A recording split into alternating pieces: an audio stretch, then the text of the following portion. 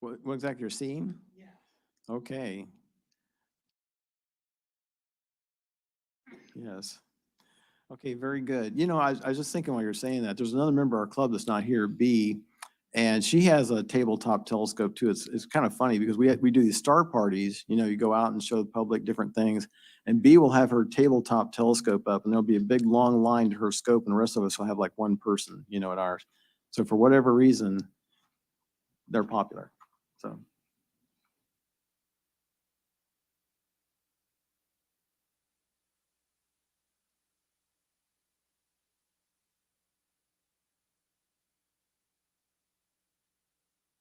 You guys don't know who this is. This is Trevor. He's been our.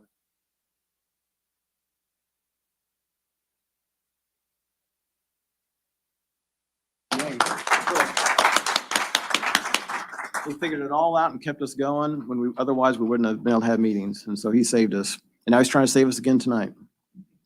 Okay, was there any other hands up? Dr. Masood, this isn't your first time. I just wanted to, on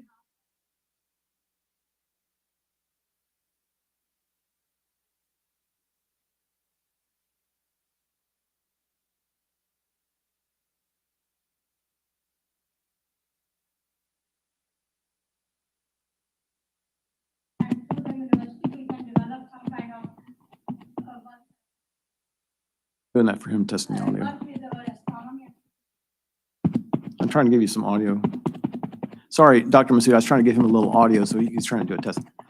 No, keep going. I don't mean to interrupt you. I'm sorry. Okay, so I should, No, you're fine. Was that it? so if anybody wants to contact, just can send me and because I guess that university is a better forum. It is easy. Because one place campus, and I can provide some access to all these equipment.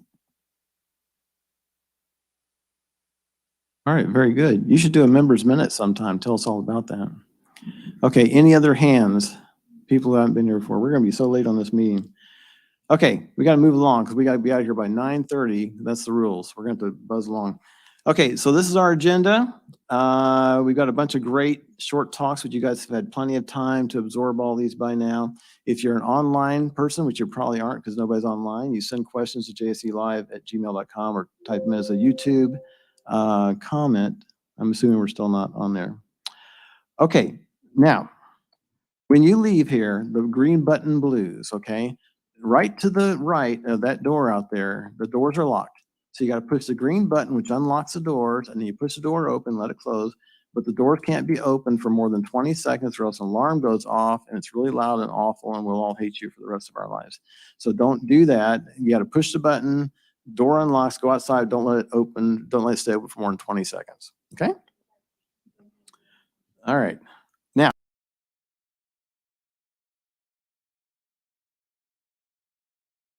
all our presenters, when you come up here talking to this microphone, because if we ever get the stream working, you got to use this mic. Use the mouse pointer. This dad here, don't use a laser pointer, please, because the online people can't see it if we get the online working.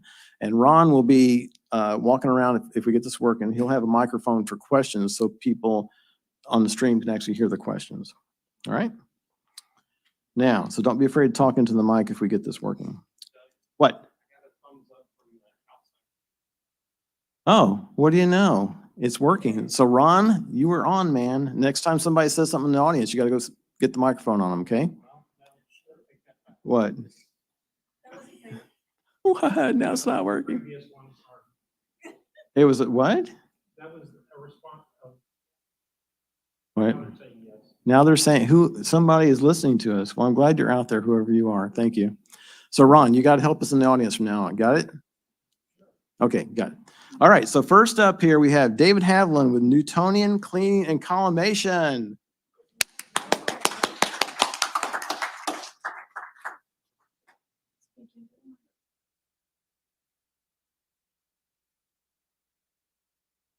All right, quick collimation, cleaning of Newtonium. Actually, it's going to be a little bit more cleaning than collimation, but I do talk about collimation toward the end. Feel free to grab any pictures during the presentation that you wish. And I won't lie, I'm actually pirating a good number of the slides from a YouTube, actually, from the, I believe it was the December meeting. What was it, Doug? I think it was 2020. So I've that where we actually did a full, complete disassembly of a Newtonian, cleaned it, put it back together, and collimated it. And to be deceiving, things are not as easy on YouTube as they appear. The video contracted without all of the digressions that I take might be 30 minutes in length, but in total, to do the entire project is more like 2.5 to 3 hours. So we opted to do that as a recorded meeting because trying to do that in real time simply was not practical. So moving on. So before, quick digression right off the top, if you don't have a cleaning kit, get one, set one up. Before an imaging session, I'll check over the corrector plate of any SCT that I'm using or my DOB, and anything more than that I can write my initials in with a wet Q-tip, I'll clean it. I've pulled corrector plates off my SCTs. I never send them out for service. I do all my own service on my SCTs. Same thing for the DOBs. I've cleaned both sides of corrector plates. I've cleaned the primary mirrors and cleaned the secondaries, and you got to put it back together and collimate it.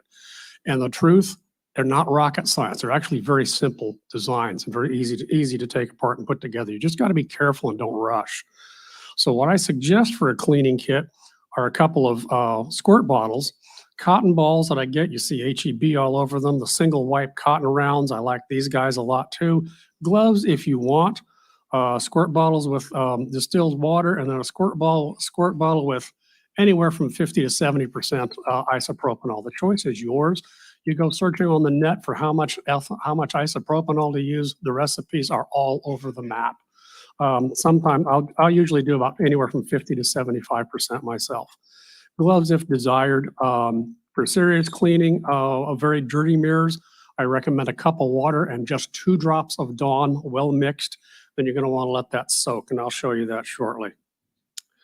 Unless a mirror hasn't been cleaned in over a year or two, I rarely use the Dawn mix, particularly if you might see some little crunchy that doesn't want to move. That's where you want to use the Dawn mix. Or often I'll just use water. Take the mirror out, put it in the sink, and run tap water over it. If I'm cleaning a corrector plate, I'll start with water and see how that goes. And then I usually clean up with isopropanol. So I'll go with a semi-step here. I'm doing this one horizontally. I was actually doing this one in the backyard. I'm starting this one with water because I was going to do imaging that night. You obviously don't want to have too much here because you don't want water running into the corrector, into the secondary. So it spritz all around a little bit, but just make sure you're not getting any, no pun intended, run drips or errors. Then let it sit for a little bit. And then I would spritz on a little bit more and wipe that off. And then I need to go down. Okay. Let it sit and make sure it isn't going to run. And then I take the single wipe guys and make a single sweep. And you might see a little bit of dirt coming up here. Now use them once, throw it away. Use them once, throw it away. Those big packs with the single wipes are in a pack of 80 and they're like $1.29. So you don't need to be cheap on them. Hopefully you can see after cleaning up the outside of that particular corrector plate, I managed to get a fair bit of stuff off.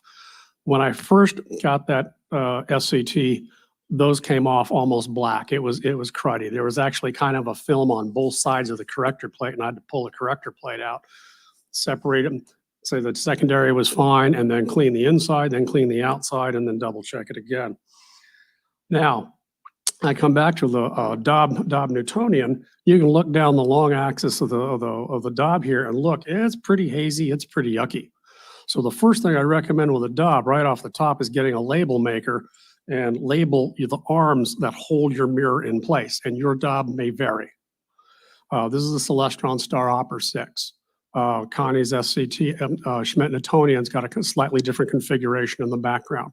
Other DOBs I've seen have a different configuration as well. But this one, in order to make sure the mirror goes in exactly as it came out, set up a label. 2 goes to 2, 1 goes to 1, 3 goes to 3. So the mirror relatively goes in the same way it came out. Pull that out, undo the screws as I'm doing over here on the far side. And you can see the baby sitting right here. My little ring is gone. It's slid off. It's been oxidized. And you can see there's just so much crud and dust here. You could take a wet Q-tip and write your name in it. So, boom, drop the whole thing right into the sink, get the water running on it, get it going for a little bit, stop it, let it soak, run the water a little bit more. And again, this is easy if you just take your time and you do it. No pressure, just the weight of the cotton ball. I'll streak from one side to another and toss it away. Understand that when your mirrors are coated, they have a silicon dioxide coating on top of the aluminum. It's tough. Play safe, but don't rub hard. You don't have to fear it. You don't want to use a Brillo pad. But I do know people that will use, in fact, Robert Reeves in San Antonio actually uses lint-free Brawny towels he gets from the store. People have used Windex and their scopes have still survived. I would not do that. I prefer water and isopropanol. But there is, as a sidebar, there's a telescope mirror manufacturer out there, and the guy says, here's how we clean our mirrors. And he takes his greasy old gooky thumbprint and puts a hellacious thumbprint right there on the mirror and proceeds to clean the mirror with acetone. So that silicon dioxide coating is even stable to acetone. So I said, don't use anything to wipe that has any sort of conditioner or lotion in it. You know, those puffs for your nose, that have a lotion in it so it doesn't rub your nose raw. You don't want to use that on your mirror either. Yeah.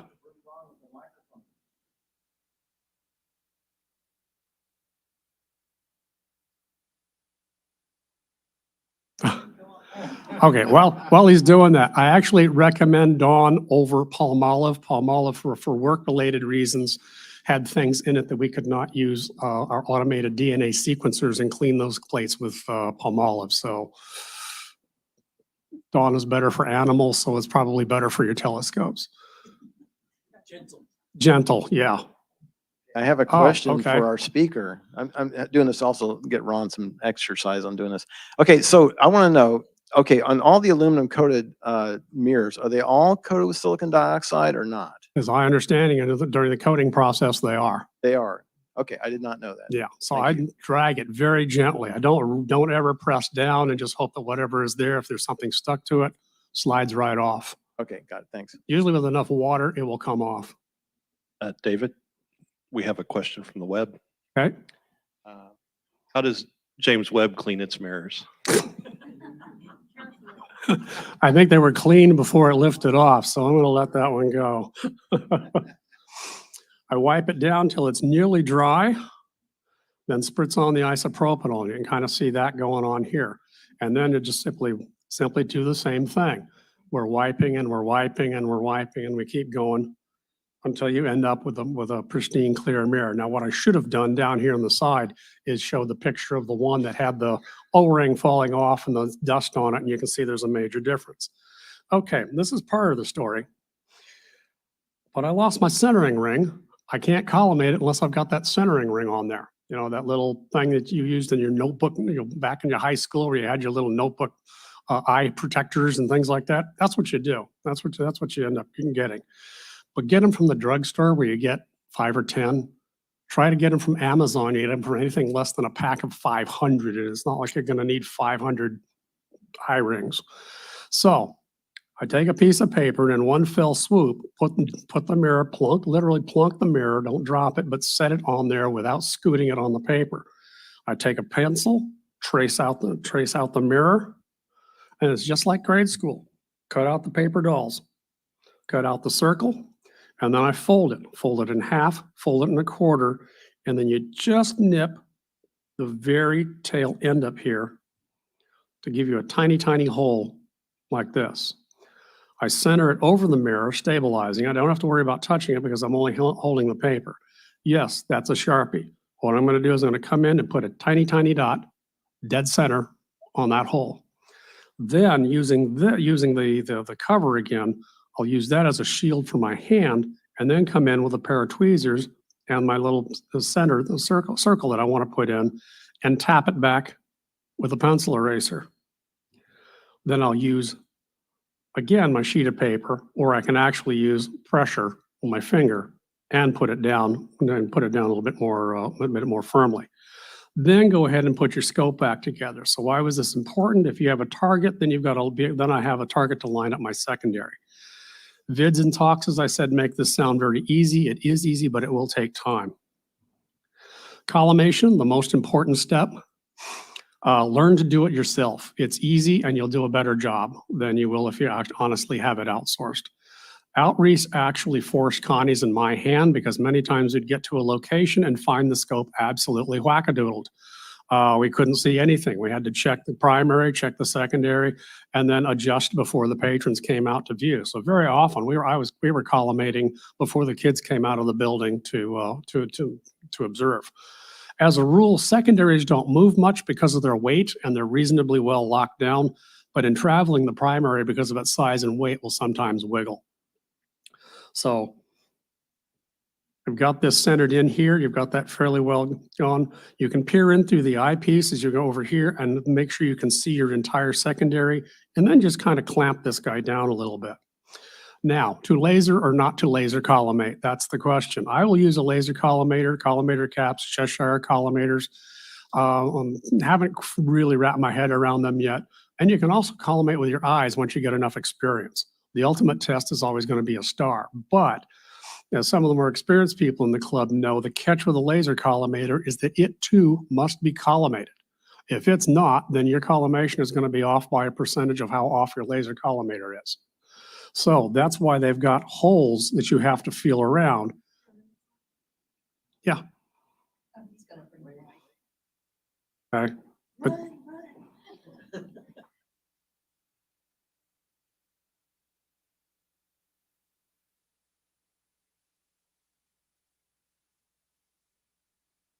it is on? Okay, there we go. Yes.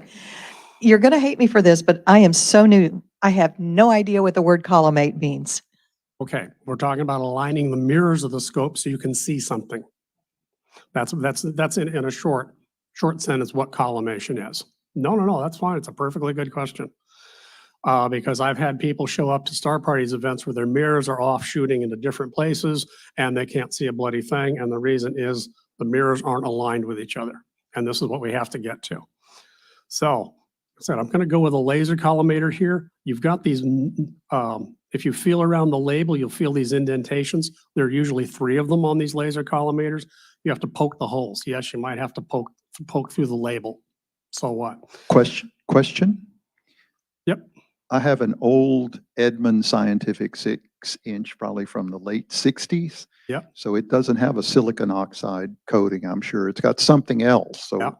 what should I be extra careful with? I that just one? be careful just to have the cotton balls or those single wipes and just basically their own weight and the water in them. Try not to press down.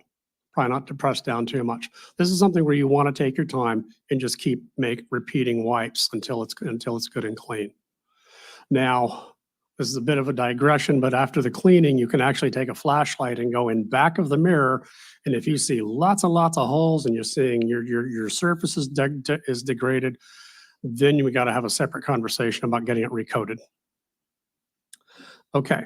The reason you might have to collimate it is the lasers inside are usually set at a fixed point, and it's actually a tube within a tube. The laser is inside this tube, and there are 3 adjustment points you have to make so that it is actually coming straight out.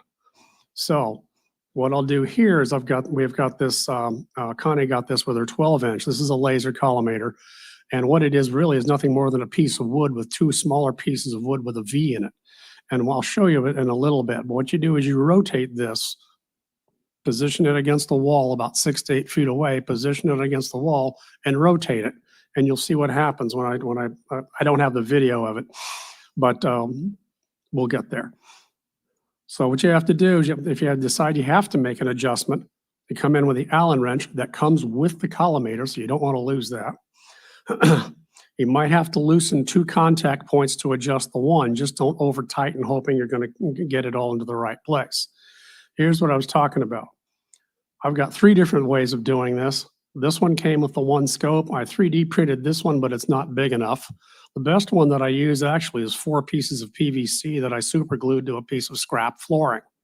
All it is just holding this in place, but holding it in a place where I can actually clamp this to the countertop so it doesn't move.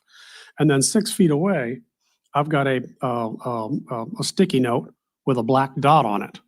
And what you do is you rotate this around, and ideally, if your collimator is collimated, this dot should not move much at all. I did have one that proceeded to make a very large circle and said this one is whacked and this one needed to be adjusted. So you want to rotate that collimator and make the adjustments so that the dot on the wall does not move. That will take practice. You'll have to futz with it a little bit and it'll take practice. Once you've got that going and you've got the collimator going, make sure the secondary is visible through the eyepiece holder. Lock it in place with the large screw, but just keep it snug, not really cinched down.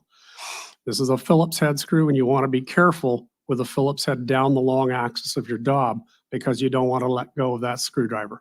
Because if that screwdriver let go, it's going to hit your mirror. Be patient, take your time. You have to figure out what works for you. If you need to adjust, say 1, you might need to loosen 2 and 3, depending on which direction you need to go. And it's a peck and feel to get it worked out until you get this dot in that center that you've just put into the center of the ring. Do not simply tighten these 3 and tighten and tighten and tighten, hoping you'll actually get there. The problem is the secondary in some places, the one in the East Dome at the George is held together by a really dense, sticky goo. It's really not affixed. But some of them may be held with threads. Some of them may be held with some kind of glue. If you really crank on these too hard, you run the risk of popping your secondary all the way down to the point where it'll pop off and hit your primary. And that's a bad day. So you don't want to just keep cranking. So if you find these guys all fairly snug and you need to make an adjustment using 1, you might have to loosen 2 and 3. Same thing also applies for SCT collimation. When you get it centered and it holds position, that white ring will almost heighten or make the red dot seem brighter. Then you're good with the secondary because you do the secondary first and then you do the primary. So I loosen the primary screws if needed, if you have them. We've got 3 Dobs, 2 do not have lock screws, 1 do. And the one that does, I have to loosen those lock screws before I can adjust the primary mirror. So you work the primary mirror in this case until the dot walking all around ends up in the center here of this laser collimator. When centered, then I tighten the screws to hold the mirror in place. If you have the lock screws, that's where you want to cinch them up. The construction and type of secondaries vary widely. In fact, the guys at Bob's Knobs had never seen this construction of a secondary, even in a Celestron scope. I have seen them as single arm, such as this one. I've seen a dual arm where it goes from one side of the opening to the other. I've seen tri-vanes and I've seen quad vanes. It all depends how the secondary is put together. You all know the adage of your mileage may vary, your Dob may vary. We could have we could put a bunch of 6-inch Dobs together and they'll all be somewhat different. Trevor. Hey, David. So when you're tightening that screw on the secondary, is there a way to position the tube so that you're coming from underneath it? That way, if you drop your screwdriver, it falls down and not into the mirror? You can try to do it horizontally. Okay. But also, once you've got this snug, that's okay. That's why I strongly recommend flipping these to knobs where you don't need a tool. So if you've got Allen, I'm glad you asked that. So if you've got an Allen wrench or Phillips head screws, strongly consider flipping these over to screws as you see here on the SCT. This originally had Phillips heads. Bob's Knobs are really good about it. I replaced these, even though they're nylon, because after about 15 years, nylon's oxidizing, and it would be a bad day if one of those snapped off. I'd have to come in from the other side and try to push that screw out. So I flipped them over to metal. But getting them as knobs obviates having any tools that could run down the long axis of your scope. So again, strongly recommend Bob's Knobs. In conclusion, the goal here was to show you that cleaning mirrors and corrector plates isn't complex. In fact, it's pretty straightforward. You just need to take your time. You don't want to force anything. You do need to be cautious and careful in what you do. Don't fear cleaning.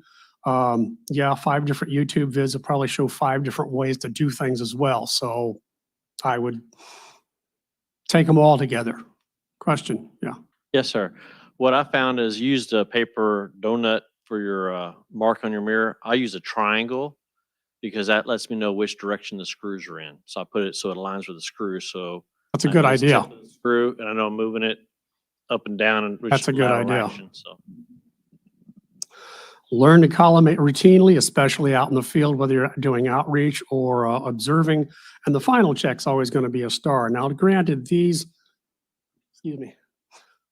are not from Dobbs. These are probably from FCTs. Collimated, you can actually try to follow the concentric circles all the way around. This one very clearly is off to one side. In a Dobb, if you're doing this, I've seen this before, you will have your central obstruction. In my case, I have that arm sticking out here that will block some of this. But if you've got a pinch on one side, say if my secondary arm is over here, you can put your hand right up top of near the Dobb, and the heat off your hand and your hand blocking the light will also clue you in which screw. For example, if this is my hand comes in here and that's the screw that's also there, that's probably the screw I need to start with as far as readjusting my primary. Same thing as far as working the collimation screws of an SCT. All right. Collimation references, feel free. Gary Saronics both has a good site. These guys here, a couple of really cool British guys. One guy completely gacks up a Newtonian and leaves it to poor little Ralph to fix it. So that's a good way of learning. Cleaning, this guy cleans a Schmidt Cassegrain right while it's sitting there on the mount. And then I think this is the YouTube from the meeting. So with that, hopefully that was fast enough. Hope this was of use. The Scylla Observatory, Hubble, Webb.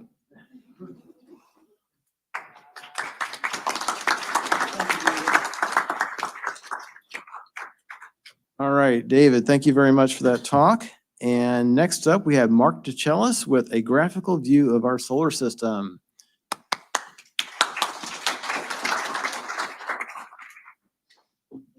Okay, good evening. So this topic, no real revelations here.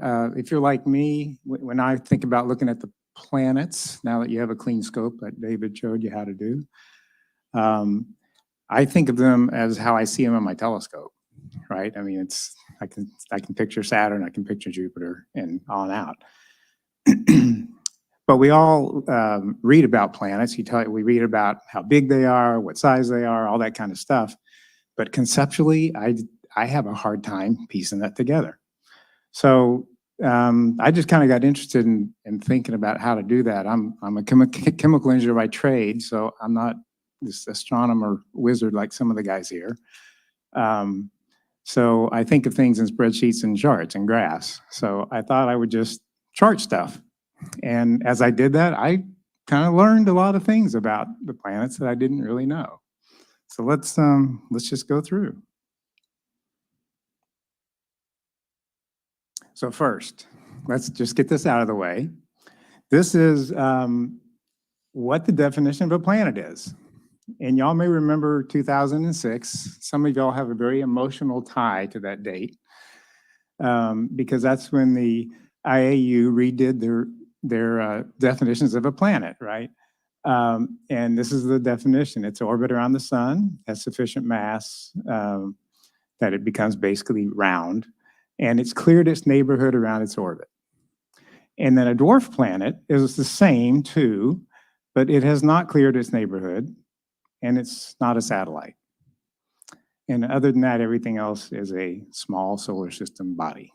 So what you're going to see in my charts are planets and dwarf planets. I thought I would include those in this look. But the other thing is, first, let's talk about what are we talking about here? And just to scope out and scope in. This is kind of the landscape of the sun's influence. There's this thing called the Oort cloud. Some of you have heard of that. And basically, it's called the sun's hill sphere. That's basically the the distance where the sun's gravity actually affects things. And I think it's been defined that the Oort cloud is things outside the Oort cloud are outside the Hill sphere. And graphically, it kind of looks like this. You can kind of see all the planets here, and they're in this inner ring. This is the Kuiper belt, and then the Oort cloud is much farther out, right? The Kuiper belt, which is the inner ring, it was actually hypothesized after Pluto got discovered in 1930. But the first direct discovery of a planet or some other body there was in 1992, quite a number of years later. And the Oort cloud, it was hypothesized in 1950. And from what I could read, there's been no direct discoveries that have been linked to the Oort cloud. There's some discussions about comets possibly being from that far out, but nobody's actually said this is an Oort cloud object. To kind of put this on an astronomical unit scale, and this is a logarithmic scale, so you can see how all the planets are here. Earth, of course, is 1. Saturn is 10 times farther from the sun than the Earth. The Voyager right now is about 158 AU away. The Oort cloud is out here between 1,000 and 100,000 AU. So it's pretty far out. And just for comparison, Alpha Centauri, which is the closest star to our solar system, is what, 276,000 AU, that's 4.25 light years.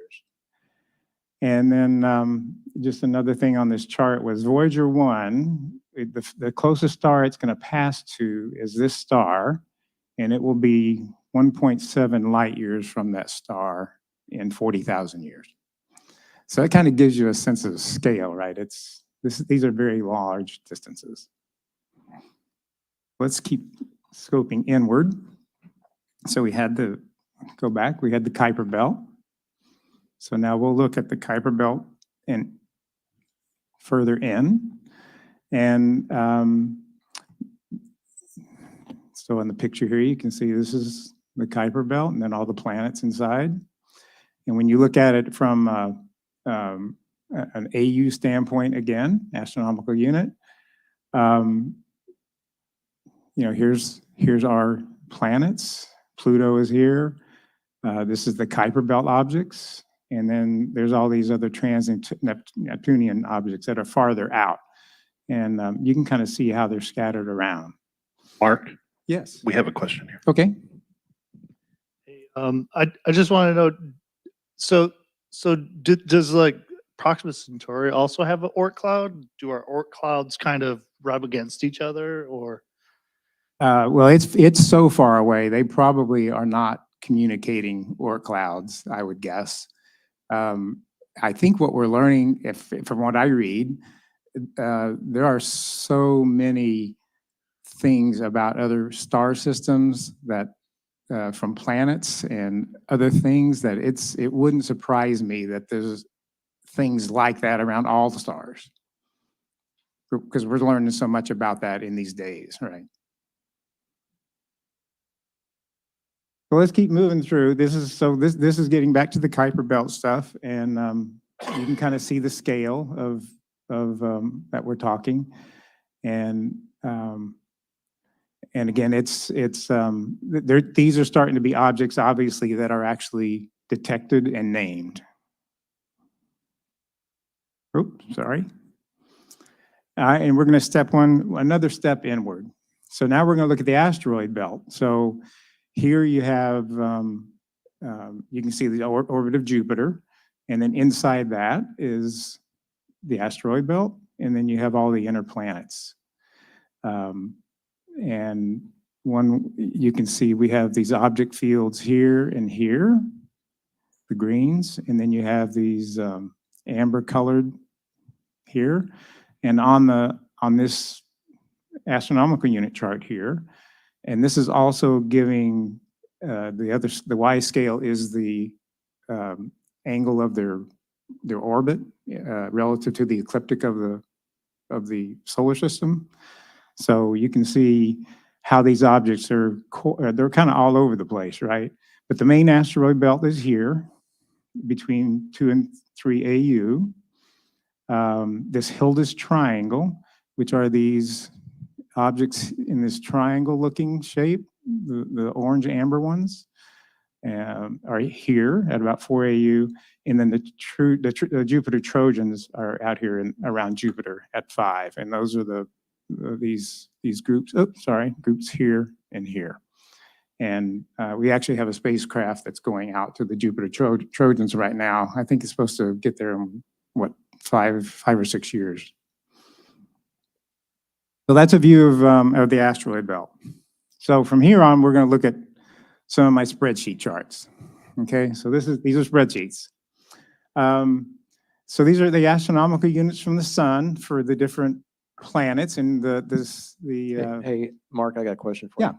Okay, so I was familiar with all those, but Hilda's triangle. What exactly is Hilda's triangle? I didn't spend the time to research further what the Hilda's triangle is, but I suspect One on me. it's objects that are in some resonant orbits to probably Jupiter and the planet there. They consider asteroids in that? Yeah, they're considered Asteroids just in that asteroid size group. stuff, right? Very interesting. Okay, thank you.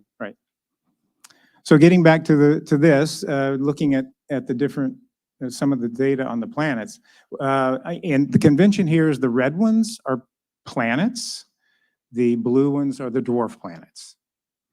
Okay, and you can start to see in this the inclination of the orbit. That's again how it's inclined to the ecliptic of the solar system, and the distance from the sun. And what you can obviously see is that most of the planets are quite near the ecliptic. Mercury is the one that's the farthest out.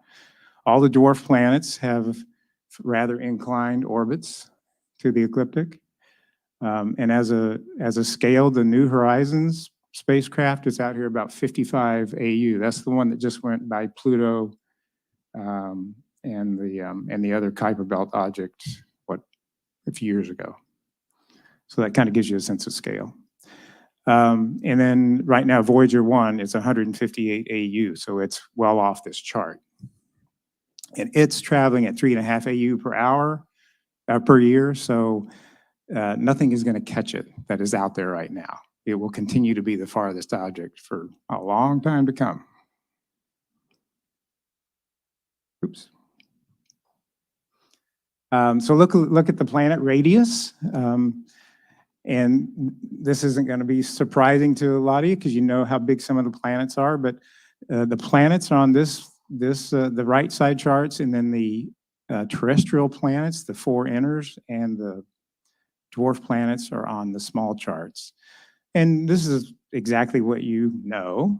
Jupiter's very large, roughly 10 times in radius to the Earth. You can kind of see how the terrestrial planets are under 10,000 kilometers. And then all the gas giants are obviously large. When you look at the terrestrial planets to the dwarfs, you can see all the dwarfs so far are around 1,000 kilometers in size. I guess I never really had a picture of what that was until I charted this, because it just wasn't something that I kind of related to. But I can see now where they are a distinctive, different group. The moon is 1,700 kilometers, so it's actually bigger than all these dwarf planets. And just another thing, well, the sun is 700,000 kilometers, so it's 10 times Jupiter. And then, I was really interested in watching the DART mission from a few months ago. And Dimorphos that it hit was 0.17 kilometers in size. So that was quite a hit. Bulk density.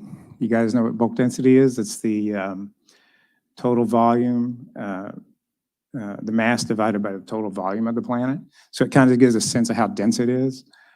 Maybe to calibrate, water is 1, sandstone 2.5, iron is almost 8. If you look at Earth, the inner core is 13, outer core is 11, lower mantle is 5, upper mantle is 4, and the atmosphere is 0001. So all is aggregate together for the Earth puts it at about 5.5. So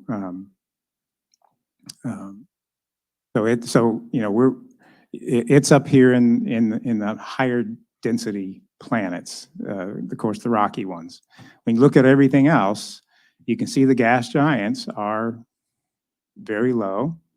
The sun, very near like the sun. And then most of the dwarfs are in this 2 range. So it kind of gives a context of how dense each of these objects are.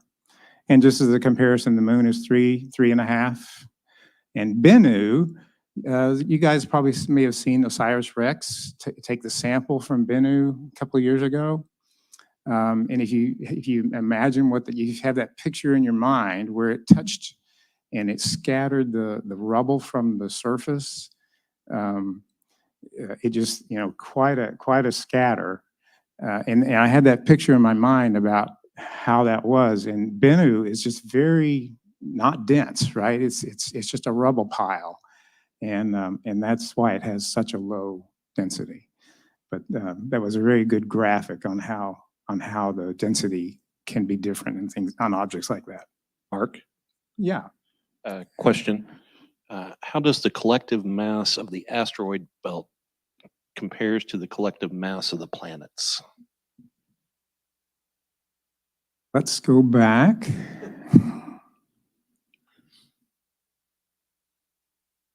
You're not.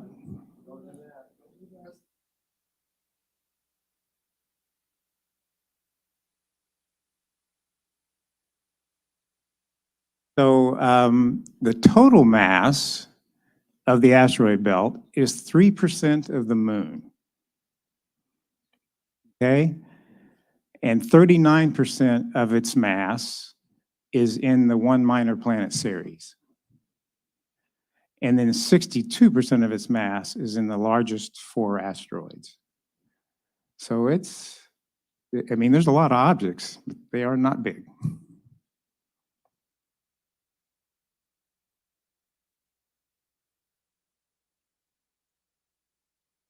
So let's talk about mass of objects. And again, this is not all surprising to you, but so this is just a quick chart. All the planets, and obviously Jupiter's the big one. And you can kind of see where everything else, these basically, the 4 terrestrials are close to 0 on this chart. When you blow it up, they're all less than 10. You can see Earth is around 6, so it's, Jupiter's about 300 times the size, the mass of the Earth. But when you get to the dwarf planets, they're tiny, tiny. And you can see the actual numbers here, whereas Earth is close to 6. These are all 100 times less than that. So it's amazing how the mass changes with the different planets and the dwarfs. This is obliquity of the orbit. That means basically, is it rotating in the direction that it's traveling around the sun, or is it basically upside down and rotating backwards? Most planets rotate in the direction of their orbit around the sun, but there's a couple that don't. And so on this chart, anything over 90 degrees means that it's tilted towards upside down, right? 180 would be upside down, and basically going backwards. And Venus is that. Venus actually has a retrograde, it's called a retrograde orbit, and it actually is that. The only other things that are, Uranus is, kind of on its side like this. And then Pluto is also almost turned upside down.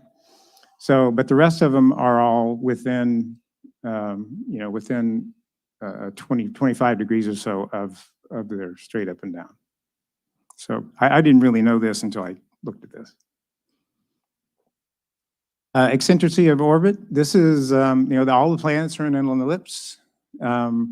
So how squashed the ellipse is more eccentric. And as you can see, all the major planets have a fairly nice, close to circular. Of course, Mercury is the one that's the most has a most eccentric orbit. And then you can see the other dwarfs here. And just as a thing, a parabolic would be something that's 1 or greater, and that means it's basically not going to orbit the sun. It's going to leave the solar system. Halley's Comet has a 0.97, so it's quite a squashed ellipse that its orbit is in. And then this Oumuamua that came by, 5-10 years ago, whenever it was the first object from the stellar object. It has an orbit eccentricity of 1.2, so it was leaving the solar system. That's how they knew, right? Orbital period around the sun, and this is as you would expect. Let's just look at this chart on the right, and you can kind of see the distance from the sun and then how many years it takes to go around the sun. And this is, as you would expect, that this should be this curve. If it wasn't this curve, then something would be wrong with my chart.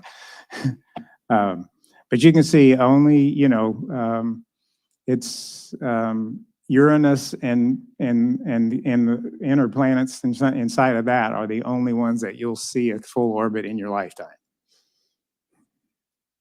The rest of them are pretty far out. Equatorial gravity. So this is, what's the gravity at each of these planets? And of course, Earth is around 9. And then you can kind of see what all the other planets are. And this has something to do with, their size and their mass and all that stuff. But then when you get to the dwarf planets, they're quite low, less than 1 on this scale. The moon is 1.6, so that's, you hear about the moon being 1/6 the Earth's gravity.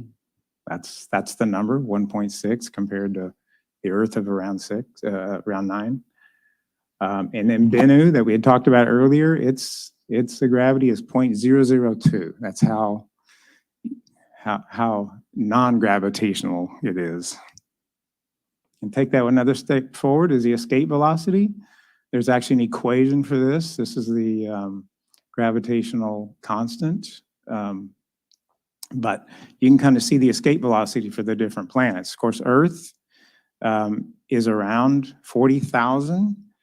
And we just got a good view of that when we watched the Orion go to the moon, right? When they had to fire the engine to go out of Earth orbit, they had to get up to 40,000 kilometers an hour. And that was that's what we had to see.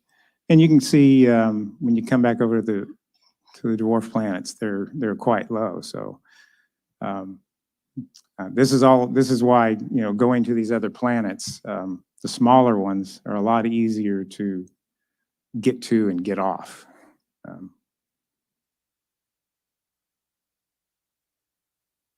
I keep going back to Bennu here because that's such an impressive visual that I had of the sampling. But its escape velocity is 0.15 meters per second. So it's about 3 inches in a second. So if the speed off that planet is more than 3 inches a second, it would leave that object.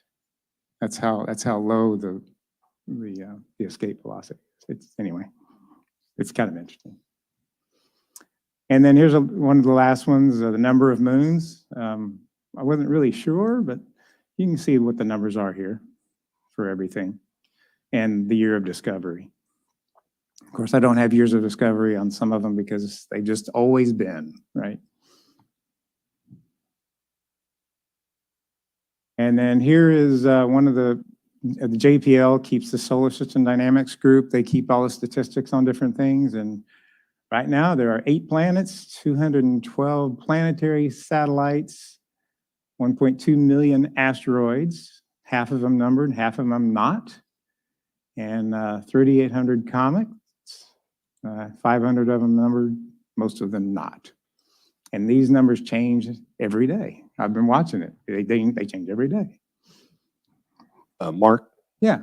do you happen to have a number on which planets or dwarf planets have magnetic fields? I did not include that because I was actually curious if that had something to do with its obliquity and whether that affected why it's upside down or not. And I never really got far enough into that to figure that out. Maybe next time. And that's it. And then here's information sources. They're, of course, all over the place. But JPL, IAU, and, of course, NASA stuff. Yeah, Wikipedia as well. That's it.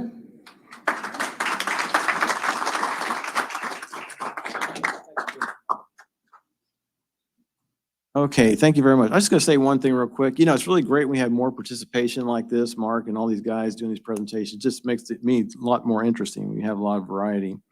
So I like these kind of meetings. Okay, next up, speaking of variety, we've got Trevor with M45, the Stevens Farm, and some extras. Come on, Trevor.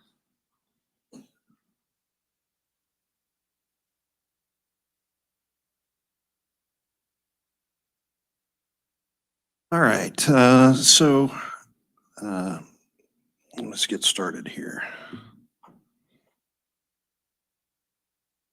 Okay, so I have a family member that has a rather sizable plot of land just west of Nacogdoches, and he allowed me to go up there and invite a couple of people to come with me. However, weather conditions weren't conducive to everybody coming up, so I just went by myself.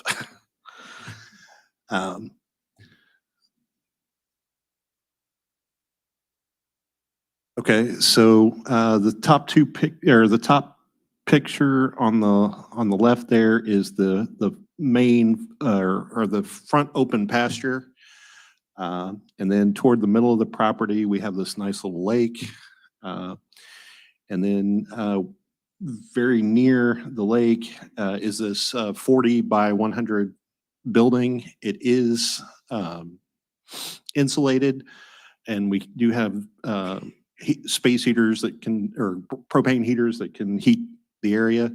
There's also a little side apartment in there that has a kitchen so we can cook on.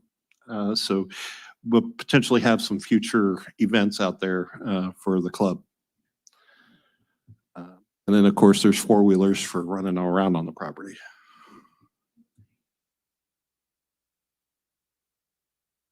Huh? Oh, no, that's my my play on it. So while I was up there, you know, it got kind of cold, so we decided we were going to cook on the wood fire stove, little thing of Wolf brand chili, because, you know, what do you? And then did a little bit of fishing, took the four-wheelers out, and I was able to get a good night. And this is about 70 subs at 30 seconds each. So I had one good night of visibility. I got that right before the dew set in. So, and in other news, other sporting news, non-astronomy related, I compete in axe throwing. So last month, I went and competed in the Southern Regional, and somehow I managed to end up second place, and it gave me a bid for Worlds. So last weekend, I was at Worlds. So there's some staff photography took some of those pictures. So, and Thank you. That's it.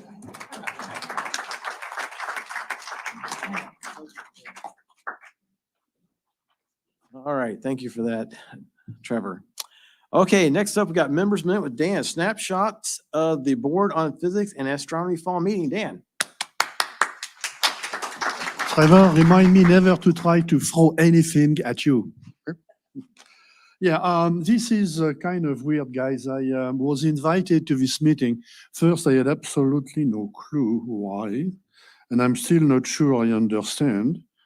Very probably it's because I'm part of a AAAS. Well, with AAAS, if your car breaks down, you're on your own, okay? Because it stands for the American Association for the Advancement of Science. That's very probably why I was invited. But it was really weird. Before the meeting started, I see a bunch of old folks, very excited, furiously nodding at each other and they weren't making any sense, speaking in acronym of Greek letters, you know. I had never seen old people on drugs before. It was so weird. So I decided to watch the World Cup instead. And at 00 time, I checked again this interesting meeting, Delirium Central, and then it was even worse. We were talking about quantum physics. You know, Schrödinger teams that can win and lose at the same time. And then at the end of the game, Tunisia had beaten France 1-0. And so Tunisia was eliminated, but France kept playing. So here it is. It dawned on me, of course, it is a Schrödinger team. Somebody watched the game. The wave function collapsed and poof, no more Tunisia. You know. So anyway, there were more interesting and more very interesting stuff that Mr. Wrightson, who happens to be the executive director of LUGO, said. You see, by analyzing the spectrum of a chip, when the two objects collide, they were able to determine the energy, the gravitational energy emitted at the source. Now that's huge, because if you know the energy at the source and you know the energy you receive, you get the distance. That's what we do for Cepheids, except that Cepheids is Maxwell. When you have gravitational waves, it's Einstein.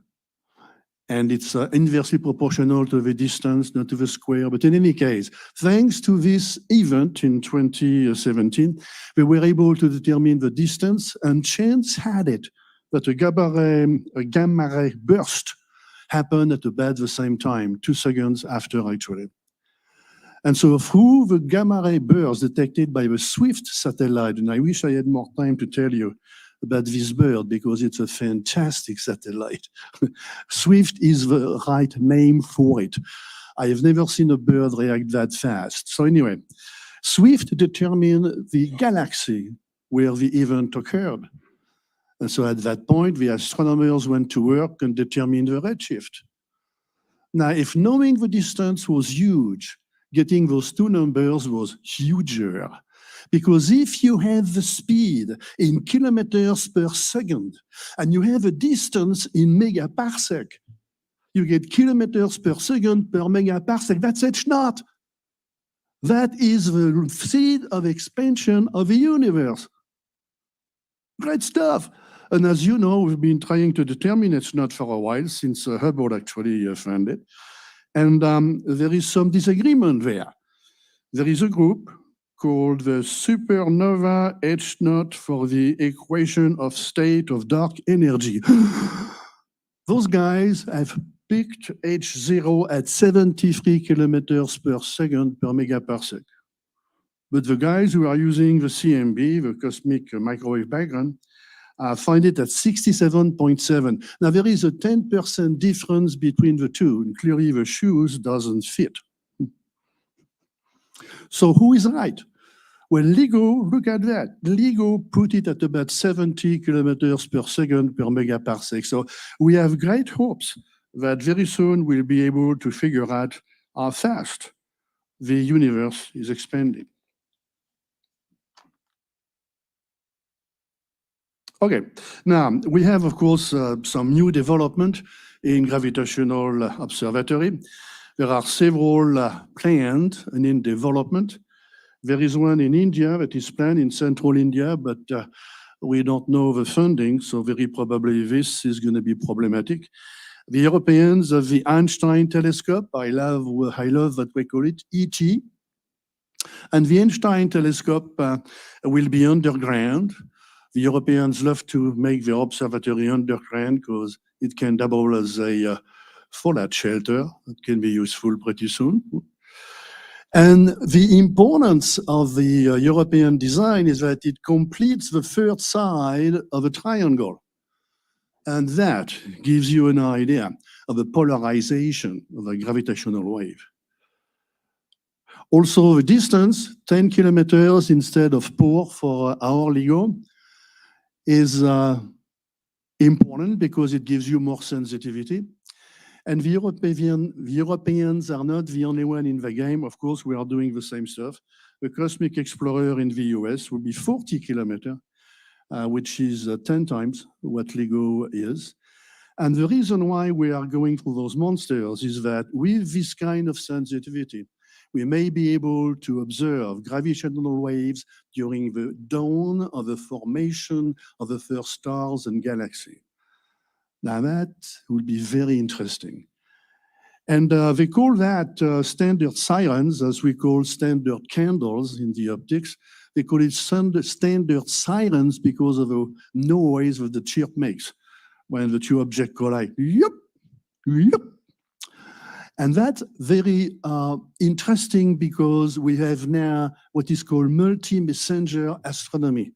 Not only do we have electromagnetic energy, we've had that for a while, but now we start to have gravitational energy to study the universe. And when you combine these, as you know, when we have been combining the infrared and ultraviolet and optical images of the cosmos, we have made great discoveries with multi-messengers, then the whole Pandora box will be open. What else did I forget? Yeah, this is not on the slide, but I know about it because I'm European. The LISA is a European project from the European Space Agency. It's the laser interferometer space antenna. And it will be 3 satellites, very much like what you have here with the ET, but in space. And that's very important because on Earth, you basically have a very sensitive seismometer. And so if somebody is jogging nearby, it's going to wreak havoc in your measurement. The signal-noise ratio is not favorable. In space, nobody jogs, at least except the space station. All right, so the next one was my cousin, Dr. Sergio Bertolucci, a quite remarkable scientist, by the way. He's specializing in neutrino. Okay? And the question he has is, do neutrino violate CP symmetry? Oh, that's the kind of stuff that keeps me up at night. Yeah? And so I looked a little bit into the story, and as usual, when I cannot make sense of what I see on the screen, I call my granddaughter. She's in the 8th grade, and she's in Mexico, like most of my family.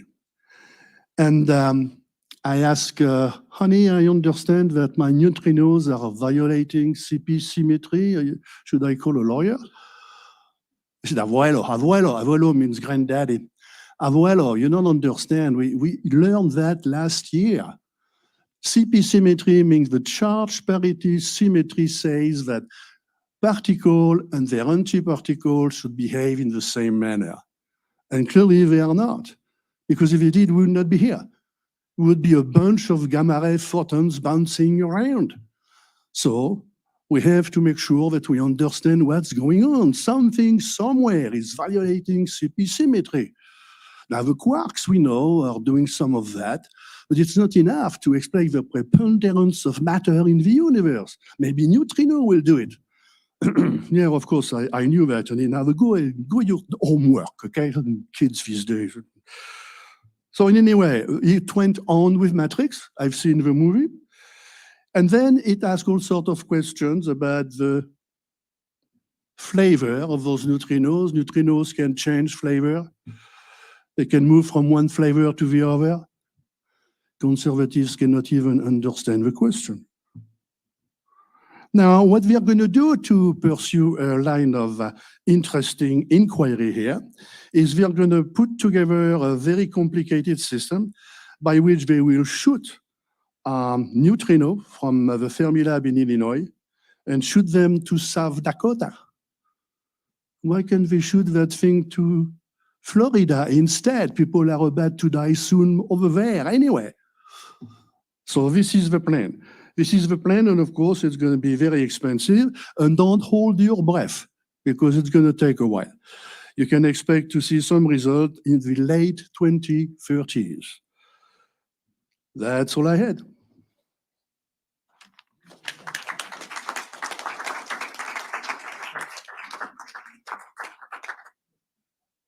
All right, thank you very much, Dan. Okay, so the meeting after the meeting, when we get done here, we're gonna have what we call a meeting after the meeting at Mod Pizza.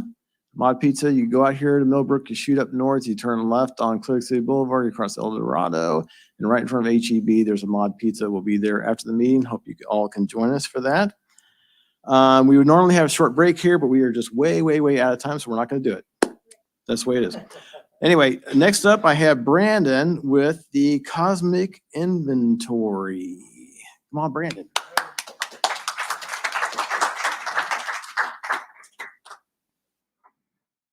That was a really great talk, the last talk. Really funny. Thank you. So a little bit on a more serious note, try to put some perspective in what we do in astronomy. Make sure this works. Okay, so when we talk about the cosmic inventory, it's really, what I'm talking about is an inventory of what, right? We're talking about matter. And so you might recognize this picture here is the one of the first images of James Webb Telescope. You know, they call this the Webb Deep Field, in a sense, the first one. So it's just a snapshot of the universe. I think I don't remember the distances of the average distance, but we're talking maybe 4 billion light years away. And so what you're saying is a lot of different galaxies. You can see gravitational arcing and so forth. But the point I'm trying to show you is, as we all know, there's lots of galaxies out there. When we look at zooming in on a particular galaxy, we see beautiful images like this, showing lots of gas, dust, and hundreds of millions of stars and so forth. And then zooming in even a little bit further, we can see beautiful things like these. This is a globular cluster, maybe an open cluster, but it's a cluster of stars, various ages, lots of pretty colors, and lots of mass out there. And so when we look in astronomy, we think, wow, there's really a lot of massive objects out there. But in reality, to give you some perspective, all these things that we see, everything we can see in the universe is less than 1% of the total mass energy content of the universe. And so that's what I wanted to talk about tonight, because this is really something that should blow your mind. We talked a little bit, we heard some talk a little bit earlier about cosmological parameters. So the reigning theory in cosmology is called the lambda CDM model. Okay, lambda is the symbol for dark energy. CDM, cold dark matter. And so this is sort of the major physics model that is kind of run in parallel with existing data. And what it does is you start with this idea of the singularity at the beginning, which we call the Big Bang, and let it run forward, given the laws of physics that we know. And so you have this this shortly after the beginning of the universe, you have this inflationary event where the size of the universe grew at least 25 orders of magnitude or higher in size, like in 10 to the minus 34 seconds or something. Very, very quick. And then it slowed down to kind of a gradual accelerating in size parameter. And that's dictated by the Hubble constant that we heard about. And so what this is showing is there's this idea of the cosmic microwave background, and that's the first light that the universe produced, and it was released about 375,000 years of age, right? When the universe was 375,000 years, the temperature was cool enough where the photons bouncing around really wasn't interacting much with light, and could flow freely. And so that's what we can see today, 13 billion years later. But during all that time, we had the cooling of the universe come down, production of elements, production of galaxies, clusters, and then stars and planets and so forth. So that's sort of a brief history of the universe. So zooming in I pulled this little cartoon off the internet, and there's plenty of other instructional images, but what this is showing is sort of what's going on at these different epochs. And I wanted just really to zoom in on step number 3 right here. So about a microsecond, when the universe was about a microsecond old, the temperature was such that we started having these existing fundamental particles like quarks and things like that kind of come together and produce things that you may have heard of called protons and neutrons. And then as the universe kept cooling down, within the first 3 minutes, we had our first production of hydrogen and helium, which to this day, most of the universe is 75% hydrogen and about 25% helium. And that's important because your model is good in physics if you can kind of model all this and you can produce the right abundance of elements. And so the lambda CDM model does a really good job of that. But the point here I wanted to talk about is the production of protons and neutrons. Why? Because everything you can think of or touch is made from protons and neutrons, right? So we're all familiar from high school, science class, this idea of the periodic table of elements, right? You have a hydrogen in the upper left, and then helium. All these different color codes are, kind of bunching up the elements with similar properties. But if you pick any one of those elements, this little picture here on the right, the general idea of an atom is you have a bunch of protons and neutrons in the nucleus with electrons orbiting around it. And so this is important because every element on this table, right, this periodic table, consists of protons and neutrons, right? So everything, what do I mean by that? Well, let's say the water molecule, right, H2O, has 2 hydrogens, 1 oxygen. Trees and grass. I just kind of looked up general chemical properties, but they had a lot of carbon, hydrogen, oxygen, trace amounts of calcium, phosphorus, magnesium, sodium, sulfur. What about rocks, right? There's lots of rocks out there and so forth, right? Silicon, oxygen, iron, aluminum, and, depends on the type of rocks, but there's trace elements. A car is made from plastic and metal. Stars, nothing but hydrogen and helium, maybe carbon primarily. So you're kind of getting the sense, you can map all the physical matter that exists out there to something in the periodic table of elements, right? There's no other matter out there, at least that we know about. So why is this important? Well, when we go back to look at this cosmic inventory, right, we're after what is the difference? What are the abundances of all that stuff that's out there? And so one way to do this is to measure your cosmic microwave background, right?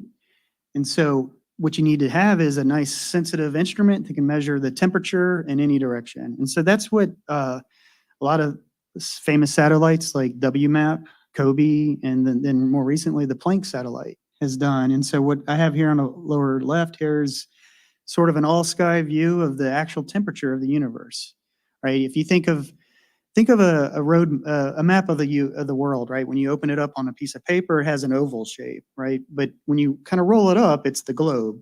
So it shows where the land and water is. Well, when you project that out to the sky and make a map of the temperature of the universe in every direction, that's what it looks like. And so the different colors there just mean slightly different temperatures. And so that overall map is actually showing temperature fluctuations. And so mathematically, you can come up with these nice tools to convert that data to this graph here on the right.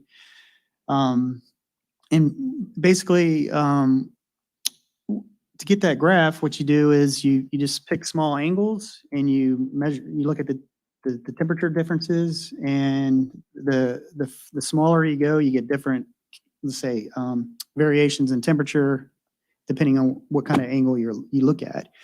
And so what physicists do, cosmologists in the Landon CDM model, you have this nice model of the universe where you have, your certain laws of physics. You give it a couple parameters, in this case, 6 parameters, some of which is the Hubble constant, the initial mass and density of the universe of, how much of that is dark matter, how much of that is normal matter. And there's a couple other parameters, and then you run your model and you fit the prediction of that model to the data. And so you just adjust the physics parameters of your model, and you can learn what predictions match the data, and it tells you all this interesting information about the early universe.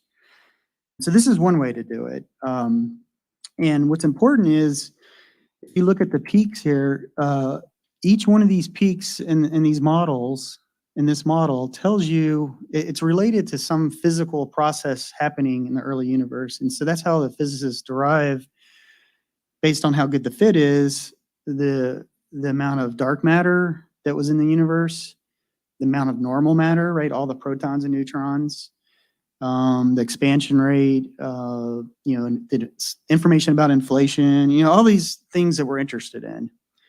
And so I'm just trying to show you the background a little bit of how we get some of this data. And so, because this talks about the cosmic inventory, you may be asking, well, I've been talking about normal matter, but I've mentioned dark matter. So what is dark matter and dark energy?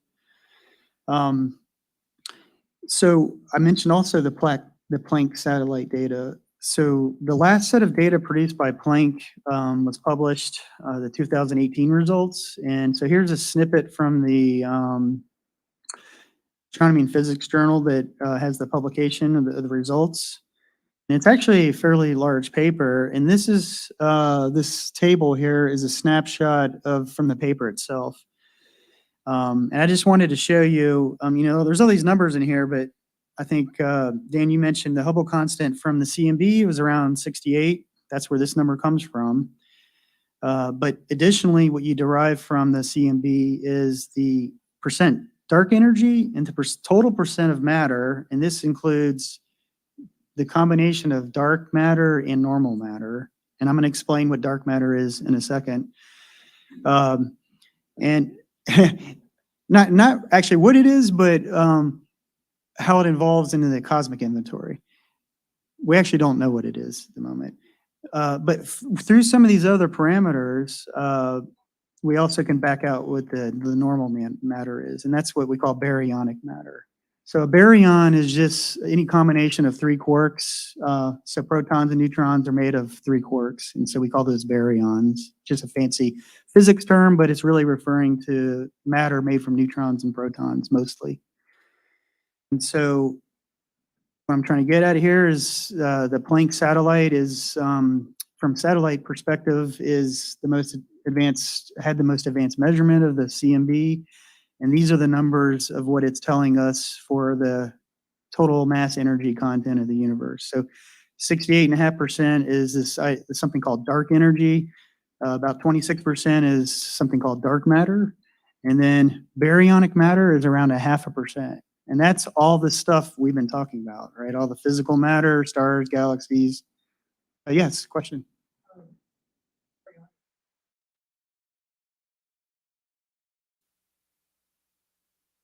Yeah. I can repeat it here. Oh. Well, I guess repeating the question, has that value dropped over the years, or? Yeah, I mean, I think so. The idea of dark matter is relatively new. These percentages have changed a lot because of before the Planck satellite, we had the COBE satellite and then WMAP. And so further back you go, we had less precision in the measurement. So that certainly changed the distributions here of matter. So until the idea of this dark matter concept, the assumption was everything was normal matter. And so that number would have been a lot higher because of that. Yes, Dr. Masood. I have a comment on that. Actually, these numbers are correct as far as dark energy and dark matter is concerned, but 5% is what we call luminous matter. Luminous matter is anything which can be detected by light. Dark matter and dark energy is anything which cannot be seen by light. Basically, that's how we distinguish. Baryonic matter is the only part of the matter, luminous matter, which is composed of, as Brendan said, which is made up of baryons or heavy particles in a way, nuclear matter. I will rather call it nuclear matter, probably. That will make more sense. So number 5 is correct. 5% is luminous matter. Out of that 5%, only 0.5% is baryonic matter. Yeah. And when we talk about baryonic matter, I think in this case, we are not even using coagulant plasma or anything where baryons are not in the bound state. They are hard, heavy particles, heavy matter, but it is not still in the form of baryons.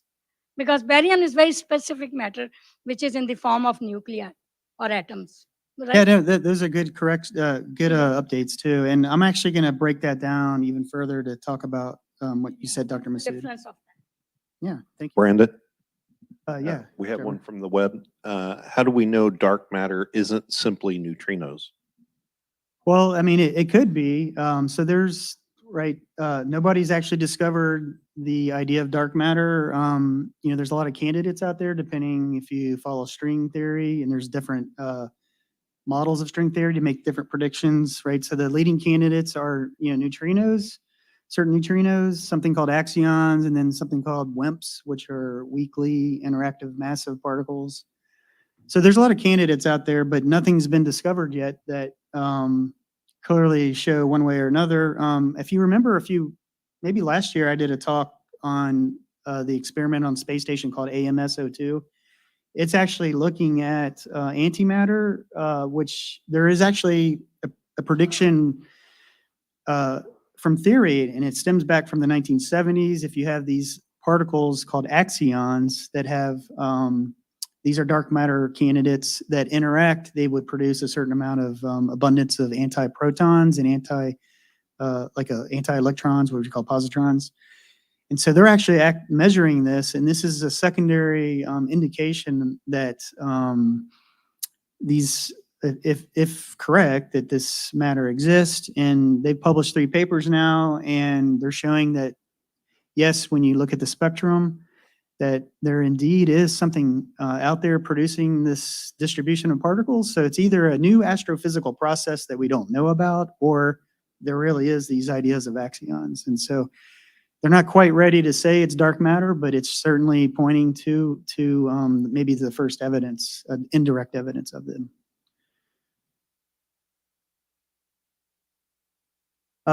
So in summary, this is kind of leading up to the chart that Dr. Masood was referring to, the further breakdown. Remember, we're talking about the cosmic inventory. And so if you look at this big circle here in the middle, that's just a pie chart showing the relative percentages. Now, this big darker color here on the left side is mostly dark energy. And you can see this plot when you actually look it up on the internet. There's 2 ways to plot it, right? There's just purely the mass content, or you can look at the mass energy content. And so what we're showing here is your mass energy content, because we want to include the idea of dark energy. Now, I didn't talk about it. It's kind of beyond the scope of this short talk, but dark energy is this nebulous, mysterious energy that's tied to the actual fabric of the space-time. It's not physical particles that we know about. There's theories that it could be related to what we call the quantum vacuum, like the 0-point energy, but it's tied to the structure of our universe. So as the universe expands, it gets larger, and then you have more of this dark energy associated with it, and therefore it causes it to expand faster. And so we actually have evidence that the rate of expansion is increasing, and it's tied to this idea of dark energy. And then the next big wedge here is the dark matter, and that's about 26% or so, right? Depends which measurements you look at. Excuse me. And this is physical matter, just like the protons and neutrons, but this would be consisting of something else probably. You know, I didn't mention anything about electrons, but those aren't made up of quarks or electrons either. Excuse me, quarks or protons and neutrons. They're a different type of particle, but they're very light compared to normal matter.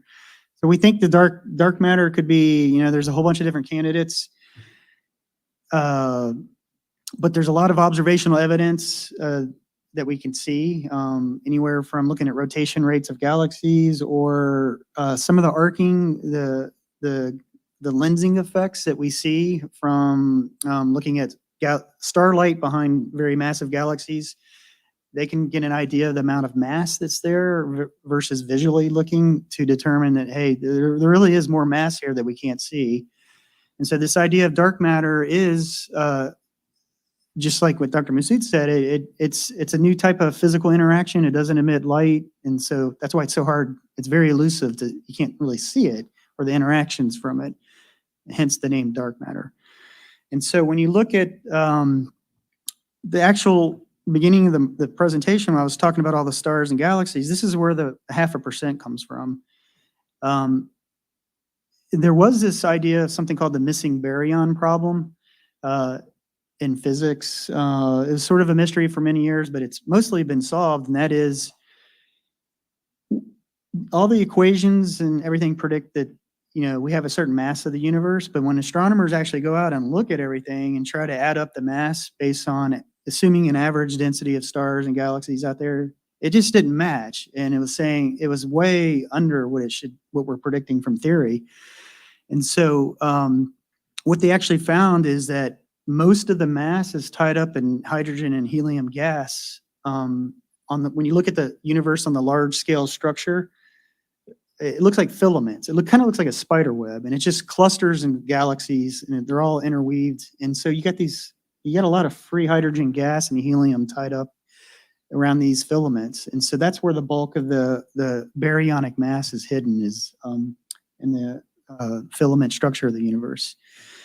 And then real quick, you know, this chart has a couple, you know, very small percentages, you know, some of the heavy elements that we find in the core of the Earth and all that. Again, those are baryonic masses, so those really belong with the protons and neutrons and the stars, but that number is really small compared to this. So anyways, we just wanted to break that out. And then this idea of neutrinos, you know, it has a little small slice of the pie, but it does have a contribution here, and there are a lot of neutrinos, right? We're trying to solve these problems about the neutrino oscillations, and we heard about, right? So there's a lot of study with neutrinos as well. But yeah, this is it. This is the cosmic inventory of the total mass out there, mass energy. So that's it. Thank you.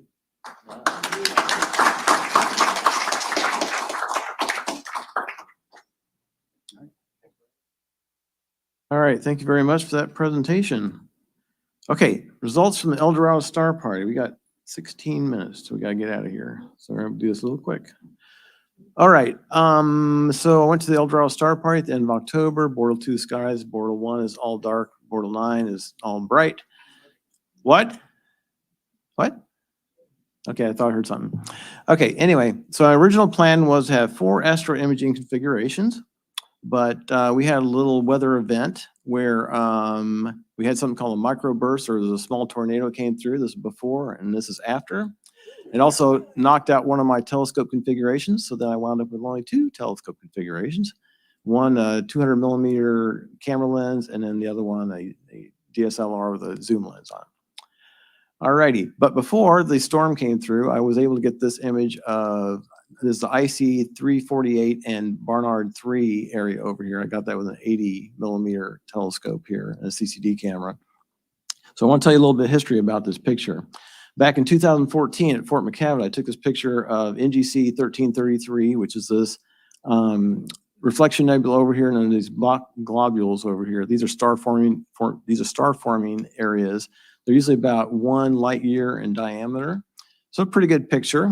I like that one. And then 3 years later, at the El Dorado star party, I took the same image, same area with a 600 millimeter telescope, so it's zoomed out farther. Here's the reflection nebula, and you can see this dark nebula around here.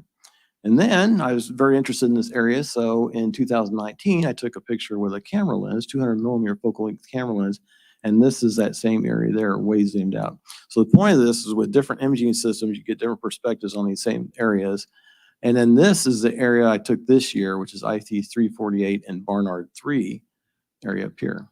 So there you can see it. There's this year's image and the zoomed out image, and then there was the original NGC 1333 and the zoomed out image. So my next point of this is that usually a lot of times when we take pictures of the sky like this, we think, okay, there's going to be a celestial object and be a bunch of black space around here. That's what I used to think when I was young and foolish. And then when you take a picture like this, though, you see, well, guess what? It's not black space. The space is just filled with all kinds of dust and gas and all kinds of things. So it's really not like this. So even though I processed this picture, I thought it should be dark space behind it. It really not. It's filled with dust and gas. So this year I was thinking, okay, instead of just taking pictures of bright nebula and galaxies and things like this, I was going to take pictures of molecular clouds, something different. And so my first thing, he says, what is a molecular cloud in the first place? Not to be confused with a brain cloud, a terrible debilitating disease that convinces people to go and visit the island of the Waponiwu and jump into a volcano. It's not that at all. And instead, a molecular cloud is an interstellar cloud that's cold and dense enough for the formation of molecules. So when we're talking cold, we mean like 10 to 50 degrees Kelvin. 0 Kelvin is absolute zero, so it's pretty cold. And dense, we're talking about 1,000 to 100,000 particles per centimeter. So most of space is about 1 particle per centimeter, the majority of it. So this is a lot denser than that. Molecular clouds make up 20% of the interstellar medium, the ISM. Overall, it's the same composition as the ISM. And the difference is just cold enough where the atoms can cling together and create molecules. Excuse me.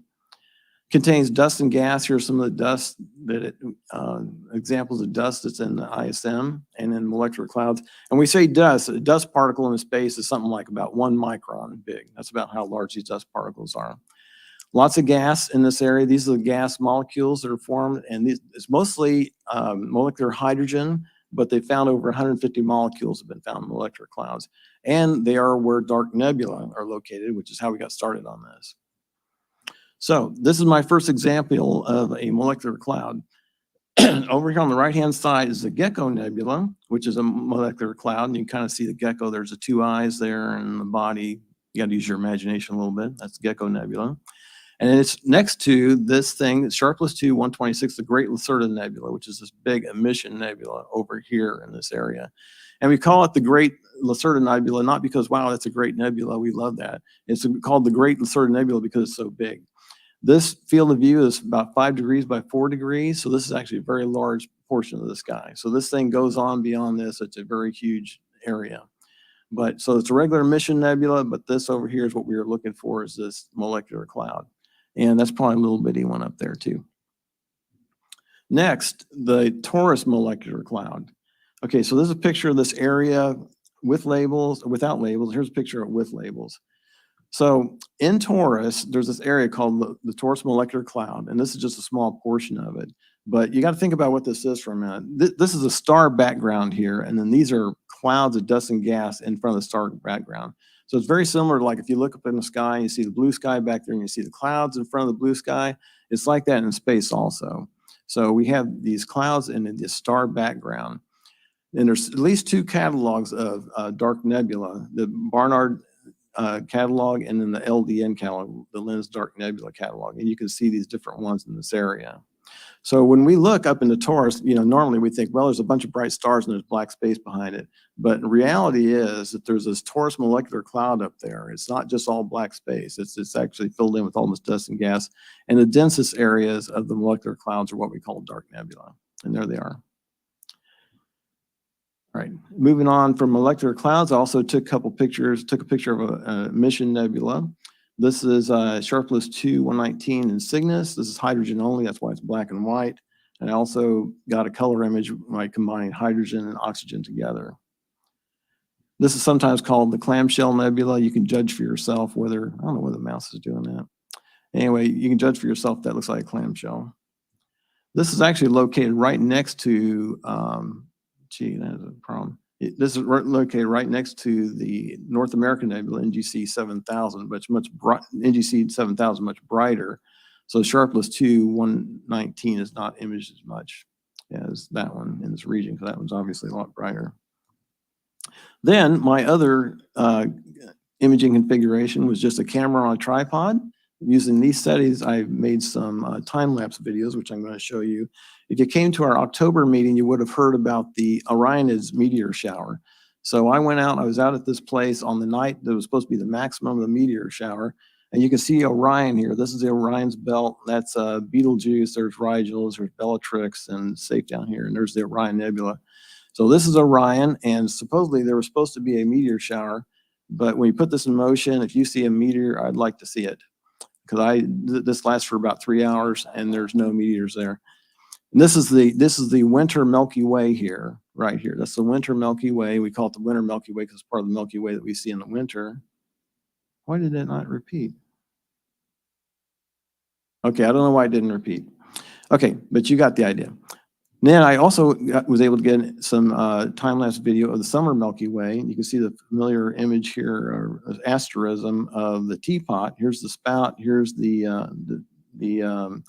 lid, and here's the handle. This is the teapot asterism, which is in Sagittarius. And the center of our galaxy is actually right about in there, somewhere in there. So this is time-lapse of the summer Milky Way and Sagittarius. There's a lot more meteors in this one, by the way, than the Orion.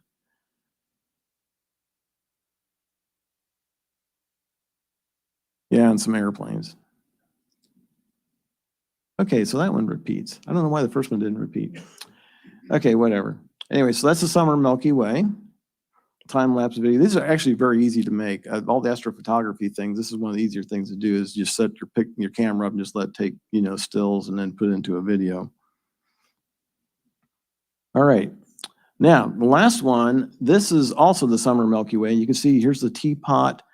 This is the handle of the teapot, or sorry, the spout of the teapot of Sagittarius right here. The asterism is the teapot asterism in Sagittarius here. Now, the thing to look for in this one, this is the moon that's going to set, but what's going to be interesting, there's going to be a rocket flyby that's going to go through here. This is going to be an in-space. I showed this at the last meeting online, but I thought I'd do it again. Anyway, this is an in-space upper stage ignition of a rocket engine. We were standing out here just minding our own business, and this rocket came flying by. You know it's in space. It's an in-space upper stage, but you can tell by the shape of the plume. So watch here, and there it went, right there. That was a rocket that just flew by in space ignition.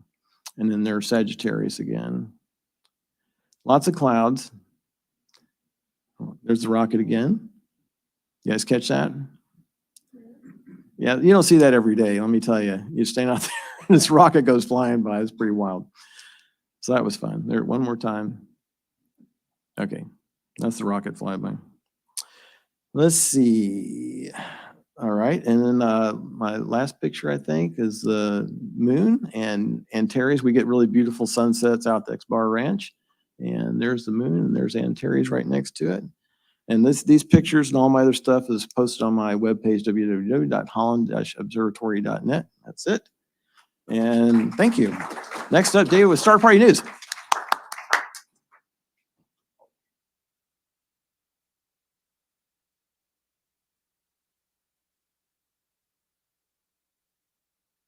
Doug. All right. Had two past events, the outreach at University of Clear Lake. I'll talk about that shortly. Magnolia Creek coming up tomorrow, December 10th. Dan, you've got your astronomy in the park, correct? Yes, sir. All right. See him. He's got a nifty event there, the address. And I think you posted that to the list group too. That pretty much wraps up 2022. I want to thank everybody that came out. Here's to a successful 2023. In 2023 on January 28th, a Saturday, we've got an event at Clear Falls High School that Doug has been helping coordinate. Hopefully we'll have a number of people, number of students out there. We're planning 6 to 8 events at Hack and 3 to 4 dates at Magnolia Creek. So I want to jump right into the UH Clear Lake. Thank you, Chris Randall, for the shots. Leslie, I guess you were taking a picture of something because that's obviously not with your binoculars there. Here's Bob with the cool mule on, Doug and Reed, and then somebody taking a peek through Doug's scope. I didn't catch how many people were there. I think, what didn't you guys say, about 50? Maybe that. All right. Group photos out there. I do notice the lights out there, but it looked like overall a good and successful event. December 3rd, Magnolia Creek. Special thanks to Bob and Leslie Eaton, Aaron Thero, and Reed Klotzer, who staffed that event. They were able to see the moon, Jupiter, Mars, and Saturn, as well as Pleiades. Connie and I were at the George, and we were completely banjacked. We did not see anything. We were running PowerPoints on all 3 domes and pretty much were otherwise shafted. I do thank Leslie for this shot. And kids, you got to go check out the stars, and there they are on their phones checking out the stars.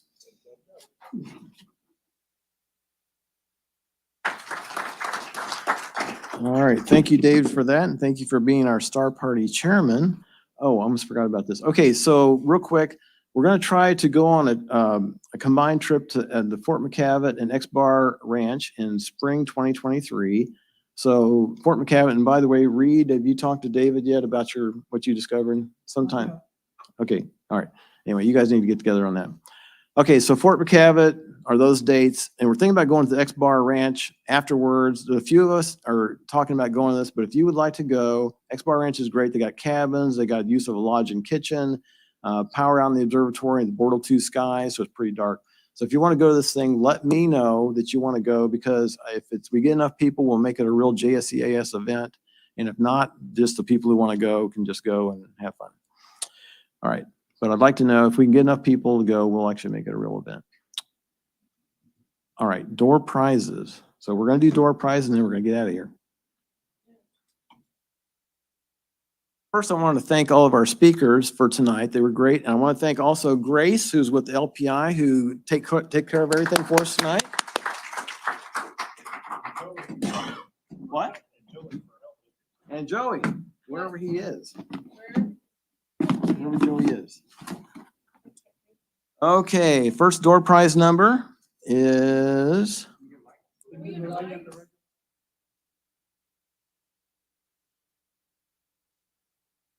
good. 633. All right, come on down here. Let's see now. Now we.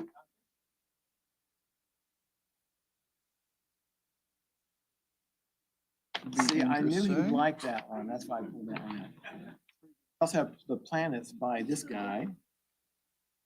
I'll take this one. That's why I was thinking you would probably like that one. All right, very good. See, I can read his mind. Okay, all right. 636. 636. Anybody 636? Going, gone. All right, fine. All right, 651. It's you? Okay, do you have a telescope? Yes, you do. Do you need a red dot finder? Not really, but you want to get it? Do you have a red dot finder?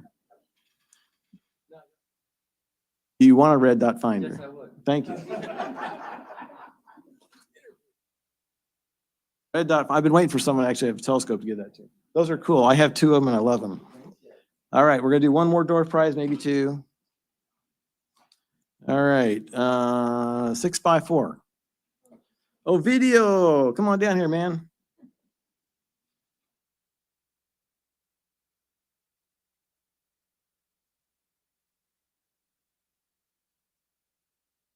For the moon, or planets, or 100 things to see in the night.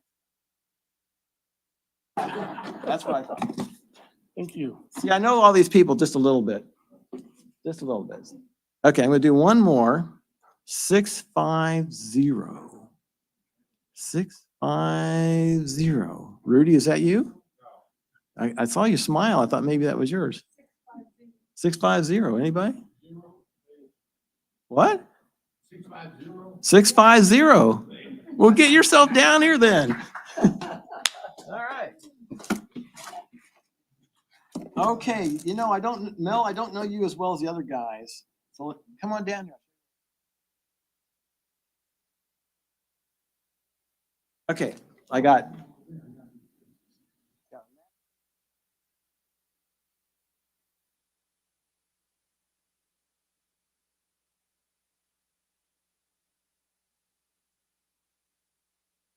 Got Mel. All right, thank you. Okay, that is Itski. And, so next meeting, January 13th, we're going to have how a trip to see STS-127 liftoff ended up being a dive into Saturn's history with David Haviland. And I hope to see all of you at Mod Pizza right after the meeting. And we're only 1 minute over time. Woohoo!